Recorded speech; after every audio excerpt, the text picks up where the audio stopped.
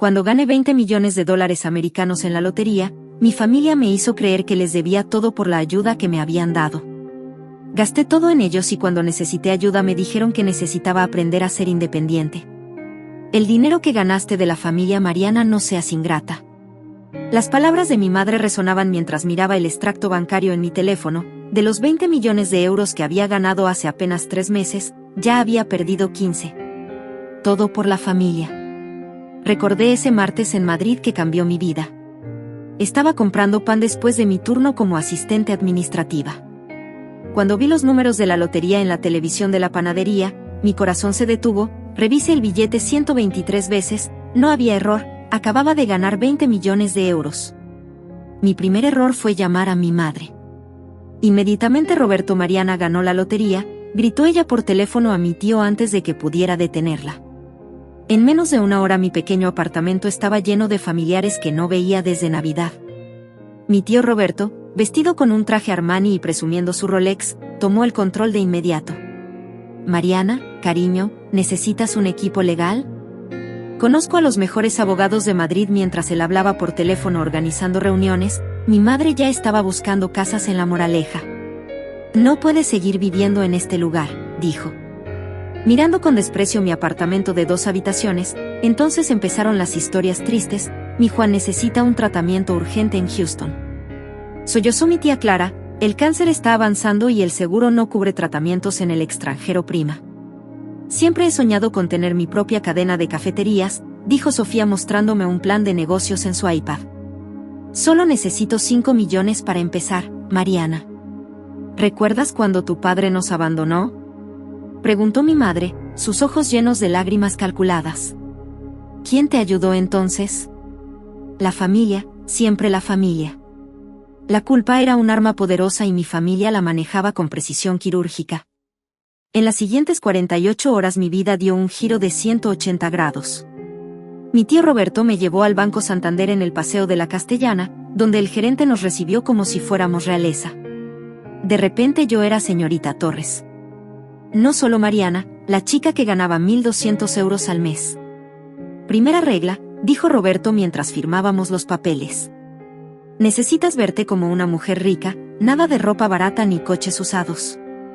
Esa misma tarde, mi madre me arrastró a las tiendas más exclusivas de Salamanca. En cuestión de horas gastamos más de 100.000 euros en ropa de diseñador. Es una inversión en tu imagen, insistía mientras pagaba 5.000 euros ♯ un bolso Louis Vuitton. Pero eso fue solo el comienzo. Mi tío presentó una lista de inversiones urgentes, un ático en Salamanca, 2 millones 3 propiedades para diversificar, 6 millones 1 Mercedes clase S, 300.000 euros, gastos operativos 1 millón. Confía en mí, dijo. Sé cómo manejar el dinero. Mi madre tenía su propia lista, una villa en La Moraleja, 3 millones renovación completa, 500.000 euros un Bentley. 400.000 euros gastos varios, 800.000 euros y luego estaban los préstamos familiares tratamiento de Juan en Houston, 2 millones cafetería de Sofía, 5 millones casa nueva para tía Clara, 1 millón pequeñas ayudas a primos, 2 millones en menos de una semana había comprometido más de 15 millones de euros. Todo bajo la presión constante de la familia. Siempre está primero y nosotros te ayudamos cuando lo necesitabas. Una noche, mientras estaba sola en mi nuevo ático con vistas al retiro, recibí una llamada de un primo que ni siquiera recordaba tener Mariana. Estoy desesperado. Necesito 300.000 euros para salvar mi negocio. Somos familia, ¿verdad, familia? Esa palabra que antes significaba amor y apoyo, ahora sonaba como una sentencia de muerte para mi cuenta bancaria. Miré por la ventana de mi ático de 2 millones de euros. Vestida con ropa de diseñador que no me hacía sentir más elegante, solo más falsa en el estacionamiento. Mi Mercedes nuevo brillaba bajo las luces de la calle mientras mi viejo Seat, el que había pagado con mis ahorros, acumulaba polvo en un rincón. El teléfono sonó de nuevo. Era mi madre. Hija, ¿podemos vernos mañana? Tu tía Carmen necesita un pequeño favor. Esa noche, revisando los documentos de las inversiones de mi tío, noté algo extraño.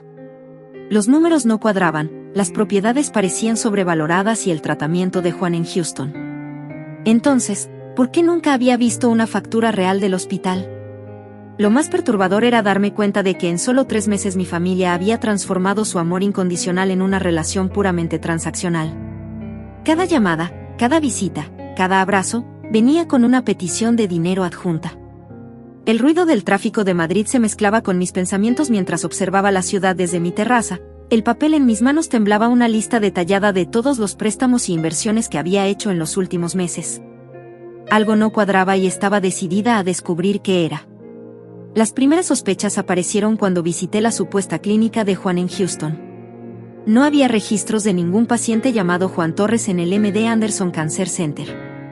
Mi primo, el supuestamente enfermo terminal, publicaba fotos en Instagram desde Cancún. 2 días después de descubrir la mentira sobre Juan, la cafetería en construcción de Sofía reveló otra verdad incómoda. El local que supuestamente había comprado por 2 millones de euros, seguía en venta el precio real, 800.000 euros. Mi tío Roberto enloqueció cuando le confronté. Mariana, ¿estás acusando a tu propia familia de mentir? Después de todo lo que hemos hecho por ti, mi madre intervino inmediatamente. Hija, estás paranoica, el dinero te está cambiando, pero ya era tarde para sus manipulaciones. Las pruebas estaban frente a mis ojos. El ático en Salamanca, sobrevalorado en 1 millón de euros, las 3 propiedades para inversión, todas compradas a nombres de empresas, fantasma, el tratamiento de Juan, una completa farsa, la cafetería de Sofía, otra mentira total. Perdido. 12 millones de euros en 3 meses. Una mañana, mientras revisaba los estados de cuenta en mi oficina del ático, recibí una llamada inesperada. Era Lucía, la secretaria de mi tío Roberto. Mariana, necesito contarte algo, pero no, aquí podemos vernos en el Café Regina en 1 hora. El Café Regina era un lugar discreto. En un barrio alejado del centro, Lucía llegó nerviosa, mirando constantemente sobre su hombro. Tu tío, él y tu madre tienen un plan. Sus manos temblaban mientras sacaba una carpeta de su bolso. Han estado desviando el dinero a cuentas offshore. Aquí están las pruebas. Los documentos mostraban transferencias millonarias a empresas fantasma en Panamá, todas firmadas por mí, con documentos que recordaba vagamente haber firmado de urgencia entre reuniones. ¿Por qué me ayudas?, pregunté porque vi cómo destruyeron a la anterior. Lucía bajó la voz. Carmen Torres, tu prima lejana, ganó 4 millones en la lotería hace 5 años, ahora vive en un apartamento de protección oficial. Esa noche investigué sobre Carmen, las similitudes eran escalofriantes. Ganó la lotería, la familia apareció con inversiones urgentes, tío Roberto manejó su dinero, perdió todo en menos de 1 año. El patrón era claro, mi familia no eran oportunistas, desesperados, eran estafadores profesionales. La confirmación final llegó en una cena familiar. Mi madre había insistido en celebrar mi éxito empresarial en el restaurante más caro de Madrid, 20 familiares, todos vestidos con ropa de diseñador, comprada con mi dinero, bebiendo champán de 2.000 euros la botella. Un brindis por Mariana, propuso mi tío Roberto levantando su copa, la más generosa de la familia. Mientras todos brindaban, observé sus rostros, las sonrisas falsas, las miradas calculadoras. Mi prima Sofía presumía su nuevo Rolex. Juan, el enfermo terminal, devoraba langosta mientras planeaba su próximo viaje a Bali. Mi madre se acercó susurrando, hija, necesito que firmes unos papeles después de la cena. Es para una inversión en Dubái totalmente segura. En ese momento mi teléfono vibró. Era un mensaje de Lucía con más documentos. Estados de cuenta, contratos falsificados. Correos electrónicos entre mi tío y mi madre, planeando cómo gestionar mi fortuna. ¿Estás bien, cariño?, preguntó mi madre notando mi expresión. Pareces pálida. Perfectamente, respondí forzando una sonrisa. Solo pensaba en todas las inversiones que hemos hecho. La cena continuó con más peticiones de dinero disimuladas como preocupación familiar. Mi tía Clara necesitaba un préstamo para la universidad de su hija, mi primo Miguel quería abrir un restaurante. Cada historia venía acompañada de recordatorios sobre la importancia de la familia mientras los observaba planear cómo gastar el dinero que quedaba de mí fortuna. Una calma extraña me invadió. Ya no sentía rabia ni tristeza, solo una determinación fría y calculada. Esa noche, después de la cena, accedí a todas sus peticiones con una sonrisa. Firmé los papeles que mi madre me presentó sin pestañear.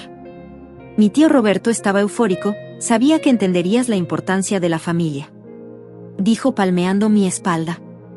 Lo que ellos no sabían era que yo también había estado ocupada las últimas semanas. No solo había descubierto sus mentiras, había empezado a planear mi venganza. La primera fase ya estaba en marcha: documentos, grabaciones, pruebas de cada estafa, todo cuidadosamente recopilado y guardado en el lugar correcto. Mi madre me abrazó antes de irse.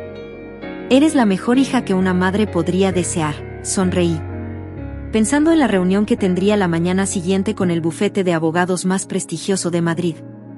No cualquier bufete, el mismo que había destruido el imperio empresarial de mi tío Roberto 10 años atrás, antes de que él lo reconstruyera con dinero de dudosa procedencia. El reloj marcaba las 3 de la madrugada. Cuando terminé de revisar el último documento, en menos de 24 horas, la familia que me había estafado descubriría que su presa no era tan fácil como pensaban. Mi teléfono sonó una última vez esa noche. Era un mensaje de Carmen, mi prima estafada años atrás. «Podemos vernos mañana, tengo información que te interesará». El café donde me encontré con Carmen era un lugar destartalado en las afueras de Madrid. Ella llegó vestida con ropa barata y gastada, una imagen distante de la empresaria exitosa que alguna vez fue. «Grabé todas sus reuniones», dijo sin preámbulos, deslizando una memoria USB sobre la mesa. «Las hacían en mi casa cuando pensaban que yo estaba drogada con los antidepresivos». En los archivos había más de 50 horas de audio. Mi madre y mi tío Roberto planeando meticulosamente cada estafa, no solo la mía, sino las de otras 3 personas más. «Tu madre es el cerebro», explicó Carmen. «Roberto solo es la cara presentable. Ella planea todo, identifica a la víctima, estudia sus debilidades, diseña el plan de ataque».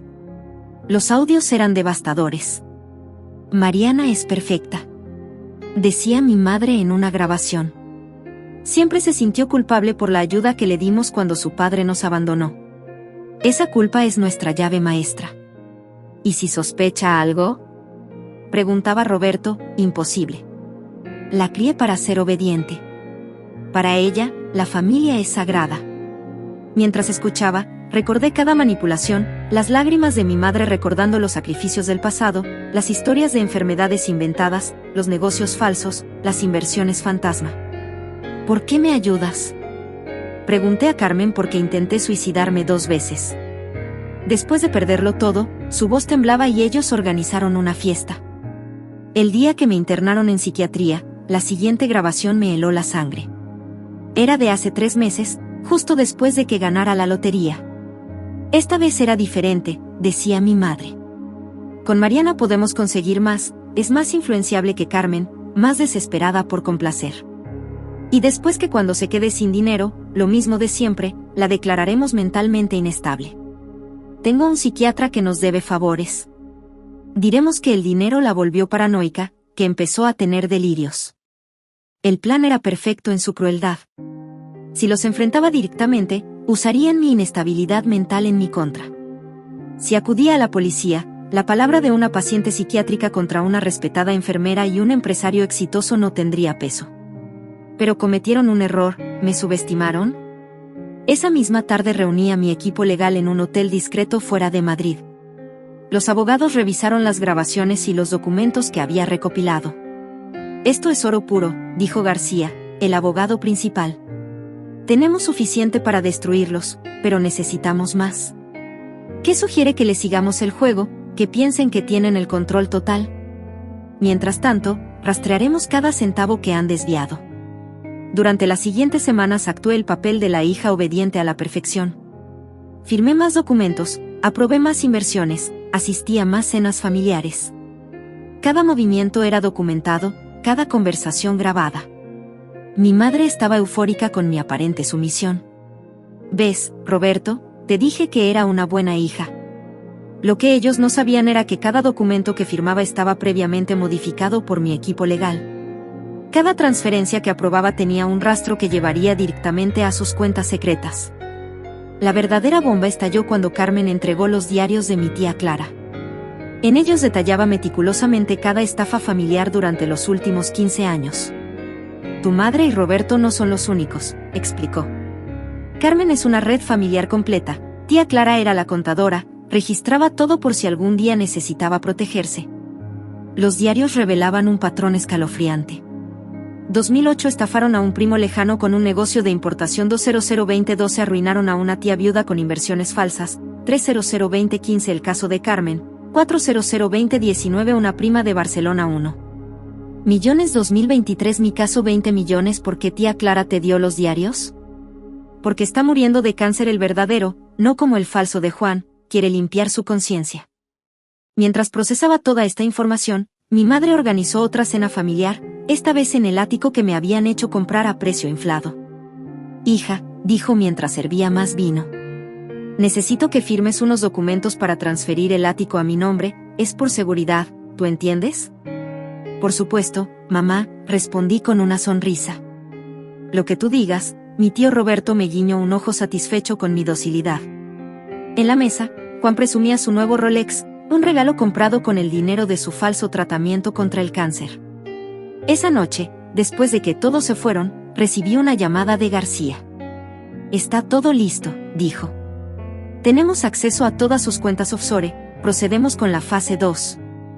Mi respuesta fue interrumpida por el sonido del timbre, era mi madre, había olvidado su bolso. Hija, has estado llorando, tus ojos están rojos, solo estoy cansada. Mamá, y pensando en lo afortunada que soy de tener una familia como ustedes, me abrazó su perfume caro comprado con mi dinero, me revolvió el estómago, siempre estaremos aquí para ti, mi amor, la familia es lo primero. Cuando se fue, volví al teléfono. Mariana, ¿sigues ahí? Procedemos con la fase 2, miré la foto familiar sobre la chimenea, todos sonriendo, todos mintiendo, mi madre abrazándome. Planeando mi destrucción, mi tío Roberto, el supuesto protector, diseñando mi ruina. Sí, respondí, procedan. Lo que sucedió después cambiaría para siempre el significado de la palabra familia. La fase 2 del plan comenzó un martes a las 8:43 de la mañana. Mientras mi familia desayunaba en sus mansiones compradas con mi dinero, sus cuentas bancarias se congelaron simultáneamente. Mi tío Roberto fue el primero en llamar, su voz temblando de pánico. Mariana, algo está mal con los bancos, no puedo acceder a ninguna cuenta. Qué extraño, tío, ¿has llamado al banco? Por supuesto que llamé. Dicen que hay una investigación por lavado de dinero, esto es ridículo. Mi madre llegó a mi ático 20 minutos después, histérica. Su Bentley nuevo estaba por ser embargado. Hija, tienes que ayudarnos, debe ser un error del banco, usa tus contactos. La miré fijamente mientras bebía mi café. ¿Qué contactos, mamá? Según tú soy, una pobre ingenua que necesita que la familia. Su dinero, su rostro palideció. ¿Qué estás insinuando? Insinuar no insinuó nada, solo constato hechos. Saqué una carpeta y la abrí sobre la mesa. Como el hecho de que el tratamiento de Juan en Houston nunca existió o que la cafetería de Sofía fue vendida hace un mes por el doble de su valor real. Mariana, puedo explicarlo, explicar que como tú y el tío Roberto han estado estafando a la familia durante años. ¿Cómo planeaban declararme mentalmente inestable cuando ya no les fuera útil? El color abandonó su rostro por completo, como las grabaciones cortesía de Carmen, los diarios regalo de la tía Clara, las pruebas de las cuentas offshore. Bueno, resulta que no soy tan estúpida como pensaban en ese momento. Mi tío Roberto irrumpió en el ático seguido por Juan y Sofía. Esto es tu culpa. Gritó Roberto, su rostro rojo de ira. Tú provocaste esta investigación, no tío, tú la provocaste con tu avaricia. ¿Realmente creíste que podrías robarme 20 millones y salir impune? Robarte, intervino mi madre, todo lo hicimos por tu bien, somos familia, familia, reí mientras presionaba un botón en mi teléfono. Las pantallas del ático se encendieron mostrando vídeos de sus reuniones secretas. Mariana es perfecta. Decía mi madre en la pantalla, tan desesperada por complacer, tan fácil de manipular. ¿Cuánto tiempo? Preguntaba Roberto en otro video. ¿Cuánto? Hasta que la declaremos incompetente. Sofía fue la primera en intentar huir. Juan la siguió, pero en el vestíbulo los esperaban los investigadores de la Unidad de Delitos Económicos. Esto no es personal, dije mientras los policías entraban. Es justicia, soy tu madre, gritó ella mientras los oficiales leían sus derechos. No eres una estafadora que dio a luz a una de sus víctimas. Las siguientes horas fueron un torbellino de declaraciones y documentación. Los investigadores quedaron impresionados con la cantidad de evidencia que había recopilado, transferencias fraudulentas, documentos falsificados, testimonios de otras víctimas, grabaciones de reuniones, los diarios de tía Clara, facturas falsas del hospital en Houston, contratos inmobiliarios manipulados. La red familiar de estafadores se desmoronó como un castillo de naipes. Cada miembro implicado fue arrestado metódicamente. Roberto, fraude financiero y lavado de dinero; mi madre, conspiración y extorsión; Juan, fraude médico; Sofía, malversación de fondos; otros primos y tíos cómplices en diversos grados. Pero la verdadera sorpresa llegó cuando los investigadores descubrieron conexiones con casos antiguos. 3 familias arruinadas en Barcelona, un caso similar en Valencia, 2 en Sevilla. Mi familia no solo me había estafado a mí, eran profesionales que llevaban años perfeccionando su técnica. Esa noche sola en mi ático recibí una visita inesperada. Era tía Clara, demacrada por el cáncer, que esta vez sí era real. Hiciste lo correcto, dijo débilmente. Alguien tenía que detenerlos. ¿Por qué esperaste tanto para entregar los diarios? ¿Miedo? Vergüenza, culpa. Elegí el motivo que prefieras, tosió suavemente, pero cuando supe que iban a hacerte lo mismo que a Carmen no podía permitirlo. Los días siguientes fueron un frenesí mediático: familia de estafadores, profesionales, desmantelada. Gritaban los titulares, mi madre y Roberto en la portada de todos los periódicos, esposados, sus rostros tratando de esconderse de las cámaras. Carmen vino a verme después de los arrestos. ¿Cómo te sientes?, preguntó, vacía, victoriosa. No lo sé, la venganza no llena el vacío, dijo suavemente, pero la justicia ayuda a cicatrizar. Un mes después, durante el juicio, mi madre intentó una última manipulación. Todo lo que hice fue por amor, lloró frente al juez. Mi hija necesitaba aprender el valor del dinero. Amor, interrumpí cuando fue mi turno de testificar. ¿Llamas amor a planear internarme en un psiquiátrico? A robarme todo y dejarme en la calle.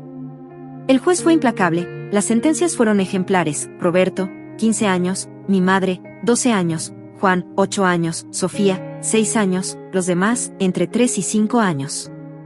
Pero el verdadero castigo para ellos no fue la cárcel, fue el embargo total de sus bienes, las mansiones, los coches de lujo, las joyas, las cuentas bancarias, todo lo que habían acumulado estafando a otros.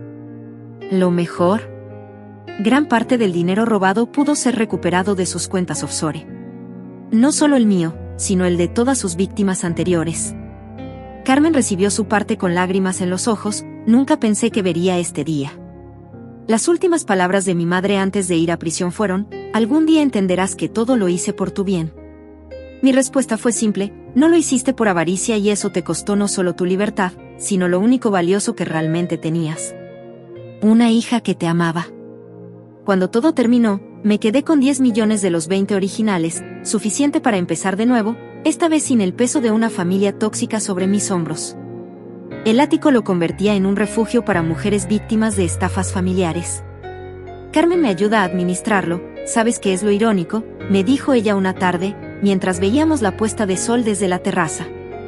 Ellos nos enseñaron la lección más valiosa: la verdadera familia no se mide por la sangre, sino por la lealtad. Asentí. Pensando en los giros que había dado mi vida, en cómo había perdido una familia de sangre, pero ganado una de verdad. ¿Los perdonarás algún día?, preguntó. Mi respuesta quedó suspendida en el aire mientras observaba el horizonte de Madrid, la ciudad donde había perdido todo y, paradójicamente, donde había encontrado mi verdadera fuerza. El primer año después del juicio fue el más difícil. Los medios no dejaban de llamar, querían exclusivas entrevistas. Detalles jugosos sobre la familia estafadora de Madrid. Programas de televisión ofrecían fortunas por contar mi historia. Rechacé todas las ofertas una mañana mientras desayunaba en el Café Regina, donde todo había empezado. Con aquella reunión con Lucía recibí una carta de la prisión. Era de mi madre: querida hija, comenzaba. Ahora que he tenido tiempo para reflexionar, entiendo mis errores. La avaricia nos consumió a tu tío, a mí, a todos, pero más que el dinero. Me duele haber perdido tu amor. ¿Podrás perdonarme algún día? No respondí. Tampoco respondí las siguientes 20 cartas que llegaron una cada semana, cada vez más desesperadas. La última terminaba con una amenaza velada. Recuerda que los secretos familiares son profundos, hay cosas que aún no sabes. Tía Clara falleció 3 meses después del juicio. En su funeral solo estábamos Carmen y yo, el resto de la familia estaba en prisión o había desaparecido. Avergonzados por el escándalo, antes de morir me entregó una última carta. Mariana decía: hay algo que debes saber sobre tu padre. No los abandonó como te hicieron creer, lo alejaron. Cuando descubrió las estafas, tu madre y Roberto lo amenazaron si hablaba o intentaba contactarte, lo denunciarían por un fraude que ellos mismos habían cometido. La revelación me golpeó como un puñetazo. Durante 20 años había odiado a mi padre por abandonarnos. Mi madre había usado esa herida para manipularme, para mantenerme dependiente emocionalmente de ella. Con la ayuda de un investigador privado, localicé a mi padre en Valencia. Vivía modestamente trabajando como profesor de matemáticas en un instituto. Cuando me vio en su puerta, lloró. Lo intenté, Mariana, dijo entre lágrimas. Durante años intenté contactarte, pero cada vez que me acercaba a ellos cumplían sus amenazas. Perdí 3 trabajos por sus denuncias falsas al final. Decidí mantenerme alejado para no hacerte más daño. La reconstrucción de nuestra relación fue lenta, pero sanadora. Mi padre era todo lo contrario a la familia que me había criado, honesto, sencillo, sin ambiciones desmedidas. Mientras tanto, el imperio criminal de mi familia seguía desmoronándose. Los investigadores descubrieron más víctimas, más estafas, más mentiras. Primos y tíos que no habían sido arrestados inicialmente empezaron a caer uno a uno. Mi tío Roberto intentó suicidarse en prisión cuando supo que su verdadero patrimonio sería confiscado. No solo perdería lo robado, sino todo lo que había acumulado en años de estafas. Su esposa lo abandonó cuando descubrió que tenía otra familia en Barcelona. También estafada, Sofía, mi prima, fue la primera en confesar todo, describió el patrón familiar con detalle. Identificaban personas vulnerables con dinero, preferiblemente familia. Y las rodeaban con atenciones y falso amor. Después, usando la culpa y la manipulación, las despojaban de todo. Empezaban. Desde pequeños, confesó, nos enseñaban a mentir, a manipular. Quien no participaba era excluido, amenazado o destruido como tu padre. Una tarde, mientras ordenaba documentos antiguos, encontré fotos de mi infancia en ellas. Mi madre siempre aparecía controlando todo, decidiendo con quién podía jugar, a quién podía querer. No era amor. Era control. Carmen se convirtió en mi apoyo más fuerte. Ella entendía el dolor, la traición, el proceso de reconstrucción, juntas. Transformamos el ático en una fundación para ayudar a víctimas de estafas familiares. La llamamos Verdad y Recuperación. ¿Sabes qué es lo más difícil? Me dijo una noche aceptar que las personas que debían protegernos fueron quienes más daño nos hicieron.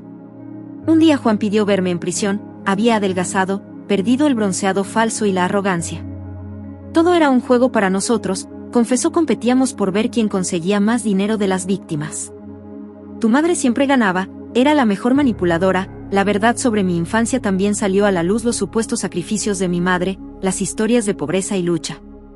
Todo era mentira, siempre hubo dinero, mucho dinero robado de otras víctimas. Mi padre me mostró documentos de la época. Mi madre tenía cuentas millonarias mientras me hacía usar ropa de segunda mano y comer sobras. Todo para mantener la farsa, para crear en mí esa necesidad desesperada de aprobación familiar. La última vez que vi a mi madre fue durante una audiencia de revisión de sentencia. Me miró con esa mezcla de manipulación y falso arrepentimiento que ahora podía reconocer tan claramente.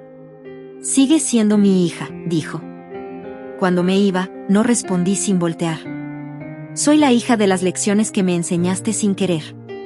Lecciones sobre fuerza, verdad y justicia. Esa noche, cenando con mi padre en un restaurante sencillo de Valencia, entendí que la verdadera riqueza no estaba en las cuentas bancarias ni en las propiedades de lujo. Estaba en la paz de poder confiar en la libertad, de ser uno mismo, en el amor que no exige ni manipula. Mi teléfono sonó. Era un mensaje de Carmen. Emergencia en la fundación, otra víctima de estafa familiar necesita ayuda urgente. Miré a mi padre, que sonrió, comprensivo. Ve, dijo.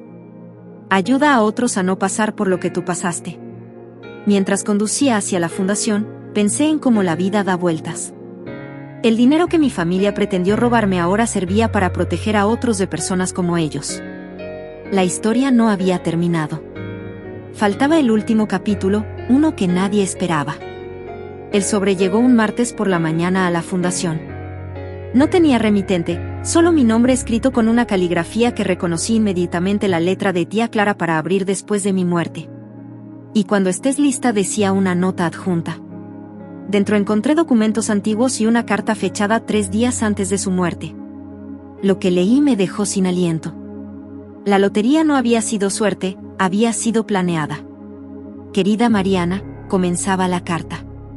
Si estás leyendo esto, finalmente tuve el valor de hacer lo correcto. Yo compré tu billete ganador. No fue casualidad, fue mi manera de destruir el imperio de mentiras de tu madre. Tía Clara había sido la contadora de la familia durante décadas en secreto. Había desviado pequeñas cantidades de cada estafa, acumulando una fortuna de 20 millones de euros cuando supo que tenía cáncer terminal. Decidió usarla para comprar el billete ganador y asegurarse de que llegara a mis manos. Sabía que eras diferente, continuaba la carta. Vi cómo tu madre te manipuló toda tu vida, cómo te hizo creer que no valías nada sin la familia. Necesitabas dinero para descubrir la verdad, para tener el poder de enfrentarlos. La revelación me golpeó con fuerza, las coincidencias que me habían llevado a descubrir las estafas, las pistas que aparecían en el momento justo. Todo había sido orquestado por tía Clara. Tu padre me ayudó, revelaba la carta. Él sabía del plan. ¿Por qué crees que apareció en el momento perfecto? Esa noche cené con mi padre en su apartamento en Valencia, confirmó todo Clara. Me contactó hace un año, explicó. Me contó sobre el cáncer, sobre el dinero que había guardado, sobre su plan para exponer a la familia. Necesitaba mi ayuda para protegerte cuando todo explotara. Entre lágrimas me mostró más documentos. Pruebas de cómo mi madre y Roberto habían destruido sistemáticamente a cualquiera que amenazara su imperio de mentiras. Personas desaparecidas, vidas arruinadas, familias destruidas. Tu madre no era solo una estafadora, dijo. Mi padre era el cerebro detrás de una red de crimen organizado que se extendía por toda España. Los documentos de tía Clara revelaban conexiones con políticos corruptos. Jueces comprados, policías sobornados. Mi familia no solo estafaba a parientes ingenuos, lavaban dinero para organizaciones criminales. Llevé las pruebas a los investigadores en cuestión de días. Más arrestos siguieron, esta vez cayeron peces gordos, la red completa se desmoronó. Mi madre desde la prisión intentó un último movimiento desesperado, ofreció delatar a todos a cambio de una reducción de sentencia, pero era tarde. Los documentos de tía Clara eran más completos que cualquier confesión. ¿Por qué no me lo dijiste antes? Le pregunté a mi padre durante otra cena. Necesitabas descubrirlo por ti misma, respondió. Si te lo hubiéramos contado, habrías dudado. Necesitabas ver la verdad con tus propios ojos. La última pieza del rompecabezas llegó cuando Carmen encontró más diarios de tía Clara. En ellos había documentado cada paso del plan, cómo había seleccionado el billete ganador. ¿Cómo se había asegurado de que llegara a mis manos? Cómo había preparado cada prueba, cada revelación, calculando el momento exacto para que todo saliera a la luz. Tu tía era un genio, dijo. Carmen usó su propia muerte como la última pieza del plan. Nadie sospecharía de una mujer moribunda. La fundación creció. Más víctimas aparecieron no solo de mi familia, sino de otras redes similares. El dinero recuperado se utilizó para ayudarlas a reconstruir sus vidas. Un año después de la revelación final, recibí una última carta desde la prisión, era de mi madre, ahora lo entiendo todo, escribió Clara. Nos venció en nuestro propio juego, usó contra nosotros las mismas tácticas que usamos contra otros. La diferencia es que ella lo hizo por justicia, no por avaricia. No respondí la carta en su lugar.